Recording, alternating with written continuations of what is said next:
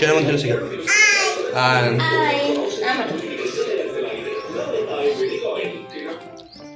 ಖುಷಿ ಖುಷಿ ಹುಟ್ಟುಹಬ್ಬದ ಹಾರ್ದಿಕ ಶುಭಾಶಯಗಳು.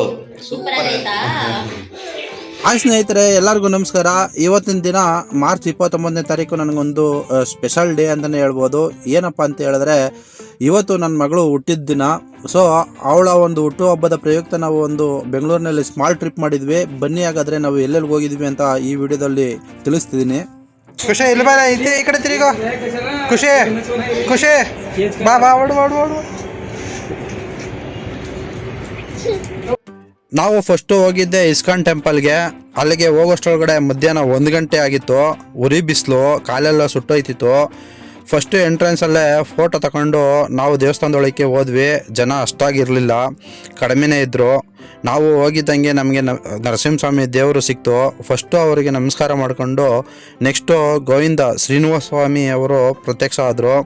ಅವರಿಗೂ ನಮಸ್ಕಾರ ಮಾಡಿಕೊಂಡು ನನ್ನ ಮಗಳಿಗೆ ವಿದ್ಯೆ ಬುದ್ಧಿ ಆರೋಗ್ಯ ಕೊಟ್ಟು ಕಾಪಾಡಪ್ಪ ಅಂತ ಬೇಡ್ಕೊಂಡೆ. ನನ್ನ ಮಗಳಂತೂ ತಲೆ ಮೇಲಿರೋ ಟೋಪಿ ಎಸ್ದು ಉದ್ದುದ್ದ ನಮಸ್ಕಾರ ಮಾಡಿದ್ಲು. ಅದನ್ನು ಅಲ್ಲಿರೋ ಜನ ನೋಡಿ ತುಂಬ ಖುಷಿಪಟ್ಟರು, ಏಕೆಂದರೆ ಅವಳಿಗೆ ದೇವ್ರ ಮೇಲಿರೋ ಭಕ್ತಿ ನೋಡಿ. ನೆಕ್ಸ್ಟು ನಾವು ಕೃಷ್ಣನ ದರ್ಶನ ಮಾಡೋದಕ್ಕೆ ಕೃಷ್ಣನ ಸನ್ನಿಧಿ ಕಡೆ ಹೊರಟ್ವಿ. ಆದರೆ ಅಲ್ಲಿ ವಿಡಿಯೋ ಮಾಡೋದಕ್ಕೆ ಬಿಡಲಿಲ್ಲ. ಸೊ ಅಲ್ಲಿ ಒಂದು 1/2 ಅವರ್ ಧ್ಯಾನ ಮಾಡಿ ನಾವು ಅಲ್ಲಿಂದ ಹೊರಟ್ವಿ. ಹೊರಗೆ ಬರ್ತಿದ್ದಂಗೆ ನಮಗೆ ಬಗೆ ಬಗೆಯ ತಿನಿಸುಗಳು, ಅವುಗಳನ್ನು ನೋಡಿ ನಾವು ಸುಮ್ಮನಿರೋದಾ? ನಾನಿದ್ರು ನನ್ನ ಹೆಂಡತಿ ಸುಮ್ಮನಿರ್ತಾಳ? ಇಲ್ಲ, ಚಾನ್ಸೇ ಇಲ್ಲ. ಅದಕ್ಕೆ ನಾವು 1 ಪ್ಲೇಟ್ ಜಲೇಬಿ ತಗೊಂಡ್ವಿ, ತಿಂದ್ವಿ.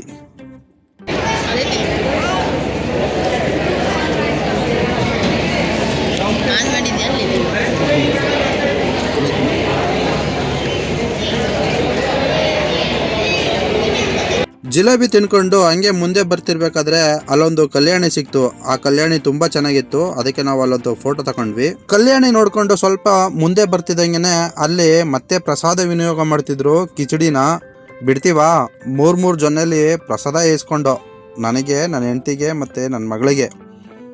ಆದರೆ ನನ್ನ ಮಗಳು ಒಂಚೂರು ತಿಂದಿಲ್ಲ. ಅದೆಲ್ಲ ನನಗೆ ಆಯಿತು. ಚೆನ್ನಾಗಿ ತಿಂದ್ವಿ. ಮತ್ತು ಸ್ವಲ್ಪ ದೂರದಲ್ಲೇ ಅನ್ನದಾಸೋಹ ಕಾರ್ಯಕ್ರಮ ನಡೀತಿತ್ತು. ಅಲ್ಲೂ ಸಹ ಊಟ ಮಾಡಿಕೊಂಡು ನಾವು ನೆಕ್ಸ್ಟ್ ಪ್ಲೇಸ್ ನೋಡೋದಕ್ಕೆ ಅಲ್ಲಿಂದ ಹೊರಟ್ವಿ. ಮತ್ತು ಅಲ್ಲೇ ದೇವಸ್ಥಾನದ ಆವರಣದಲ್ಲಿ ಶರ್ಟ್ಗಳು ಮಾರಾಟ ಮಾಡ್ತಿದ್ರು. ಅದನ್ನು ನೋಡಿ ನನ್ನ ಮಗಳಿಗೆ ಕೊಡಿಸ್ಬೇಕನ್ನಿಸ್ತು. ಅದಕ್ಕೆ ಅವಳಿಗೆ ಒಂದು ಶರ್ಟ್ ಕೊಡಿಸ್ದೆ. ಇದೇ ನೋಡಿ ಆ ಶರ್ಟು, ಹೇಗಿದೆ ಅಂತ ಹೇಳಿ. ಸೊ ಕಮೆಂಟ್ ಬಾಕ್ಸಲ್ಲಿ ಕಮೆಂಟ್ ಮಾಡಿ, ಆಯಿತಾ? ನನ್ನ ಮಗಳಂತೂ ಫುಲ್ ಎಂಜಾಯ್ ಮಾಡಿದ್ಲು. ದೇವಸ್ಥಾನದಲ್ಲೆಲ್ಲ ಫುಲ್ಲು ಇವಳದೇ ಹವಾ ಇವತ್ತು.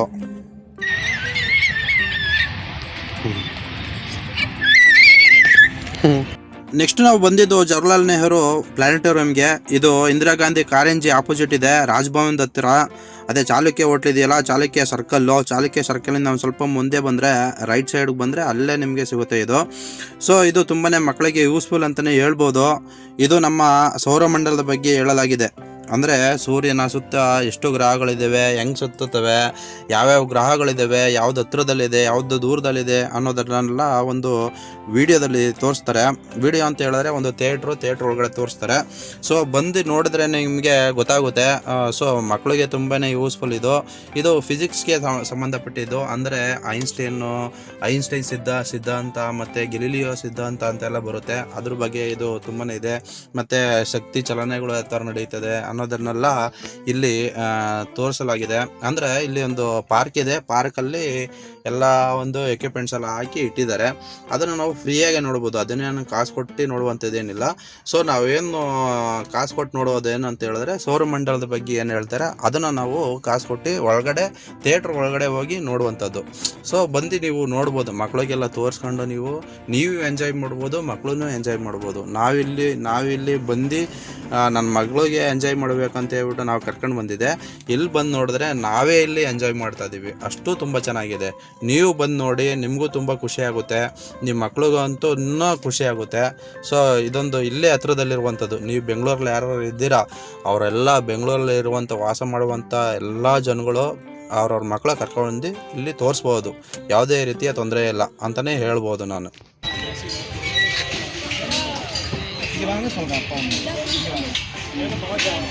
हर किसी को बढ़िया तो sunlight ಬಂದ್ಬಿಟ್ಟು ಅದು ರೇಸ್ ಒಟ್ಟಿ ಡಿಫ್ರೆಂಟ್ ವಾಲ್ಯೂಮ್ ಅದು ಒಟ್ಟು ಸನ್ಲೈಟ್ அப்படியே ರೇಸ್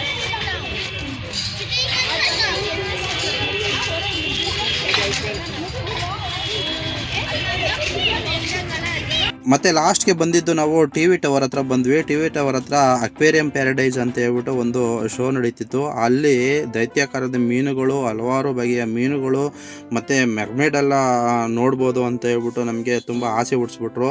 ಅದನ್ನು ನೋಡಲೇಬೇಕು ಅಂತ ಹೇಳ್ಬಿಟ್ಟು ನಾವು ಹೋದರೆ ಅಲ್ಲಿ ತುಂಬ ನಿರಾಸೆ ನಮಗೆ ಆಗಿತ್ತು. ಯಾಕೆ ಅಂತ ಹೇಳಿದ್ರೆ ಅಲ್ಲಿ ನಾವು 2 ಅವರ್ ವೆಯ್ಟ್ ಮಾಡಿ ಟಿಕೆಟ್ ತಗೊಳಕ್ಕೆ ಹೋದರೆ ಅಲ್ಲಿ ಬರೀ ಕ್ಯಾಶ್ ಅಂತ ಹೇಳಿದ್ರು. ನಮಗೆ ತುಂಬಾ ಬೇಜಾರಾಗೋಯಿತು. ಸೊ ಅಲ್ಲಿ ನಾವು ತಿರ್ಗಾ ನಾವು ಕ್ಯಾಶ್ ತಗೊಂಡು ಬಂದು 1 ಅವರ್ ವೆಯ್ಟ್ ಮಾಡಿ ನಾವು ಇದೆಲ್ಲ ನೋಡೋಕ್ಕಾಗಲ್ಲ ಅಂತ ಹೇಳ್ಬಿಟ್ಟು ನಾವು ಅದನ್ನು ನೋಡಲಿಲ್ಲ. ವಾಪಸ್ ನಾವು ಮನೆಗೆ ಬಂದ್ವಿ. ಮತ್ತೆ ನೇರವಾಗಿ ನಾವು ನಮ್ಮ ಅತ್ತೆ ಮನೆಗೆ ಹೋದ್ವಿ. ನಮ್ಮ ಅತ್ತೆ ಮನೆಗೆ ಹೋಗಿ ಕೇಕ್ ತಗೊಂಡು ಬಂದು ನಮ್ಮ ಚಿನ್ನಮ್ಮನಿಗೆ ಹೊಸ ಬಟ್ಟೆ ಇಕ್ಕಿ ಸೊ ನಮ್ಮ ಚಿನ್ನಮ್ಮನ ಬರ್ತ್ಡೇನ ಸೆಲೆಬ್ರೇಟ್ ಮಾಡಿದ್ವಿ. ಸೊ ನೋಡಿ, ಇದೇ ನಮ್ಮ ಚಿನ್ನಮ್ಮನ ಬರ್ತ್ಡೇ ಸೆಲೆಬ್ರೇಷನು. ತುಂಬ ಸಿಂಪಲಾಗಿತ್ತು, ಚೆನ್ನಾಗಿತ್ತು. ಮತ್ತು ನಾವು ಕೂಡ ತುಂಬ ಎಂಜಾಯ್ ಮಾಡಿದ್ವಿ. ಸೊ ನನ್ನ ಪ್ರಕಾರ ನನ್ನ ಮಗಳು ಸಹ ಎಂಜಾಯ್ ಮಾಡಿದ್ದಾಳೆ ಅಂತ ತಿಳ್ಕೊಂಡಿದ್ದೀನಿ. ಸೊ ಇದಾಗಿತ್ತು ಇವತ್ತಿನ ಈ ವಿಡಿಯೋ ಇಷ್ಟ ಆಗಿದ್ರೆ ಒಂದು ಲೈಕ್ ಮಾಡಿ, ಕಮೆಂಟ್ ಮಾಡಿ, ಶೇರ್ ಮಾಡಿ. Happy birthday to you. Happy birthday.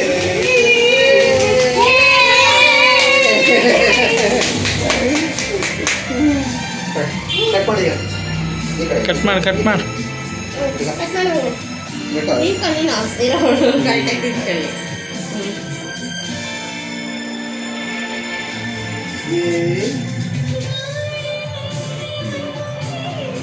Happy birthday to you.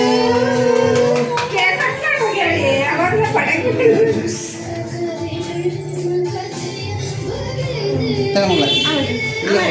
ಇಲ್ಲಿ ಆಮಾಡು. ನೀನು ಹಿಡ್ಕೊಳ್ಳೆ ಕೇಕ. ಇರು. ಅವಳು ಮೇಯದ್ರ ಬಿಸಿ ಅವಳು. ಅದಕ್ಕೆ ನೀನು ಬೇಯಿಸು. ಇಲ್ಲಿ. ಆಮಾಡು. ಅವ್ವ ಇರವ್ವ, ಅವಳು ಯಾವ ರೀತಿ ಕಟ್ ಮಾಡ್ತಾವಳು ನೋಡು. ಇದೆ ಅಮ್ಮ ಕೂಡ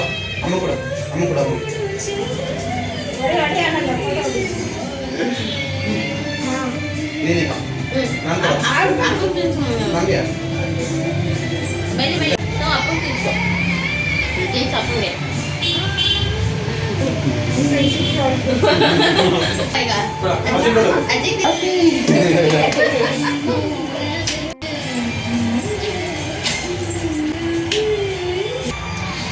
ಹ್ಯಾಪಿ ಬರ್ಡೇ ಟು ಯು. ಮುಂದೆಗಡೆ ಕೇಕ್ ಒಂಚೂರು ಅಲ್ಲಾಡಿಲ್ಲ. ಕಟ್ ಮಾಡ್ಕೊಂಡು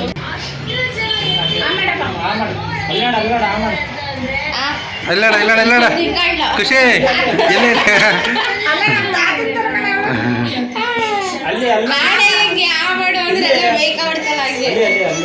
ಇಲ್ಲ ಖುಷಿ ಇಲ್ಲ ನಾನು ಅಪ್ಪ ನೋಡು ಮಗನ ಇಲ್ಲಿ ಆಡು. ಅಪ್ಪ ನೋಡು ಎಲ್ಲ ಮ್ಯೂಸಿಷಿಯನ್ಸ್ ಮಾತಾಡಲ್ಲ. But sir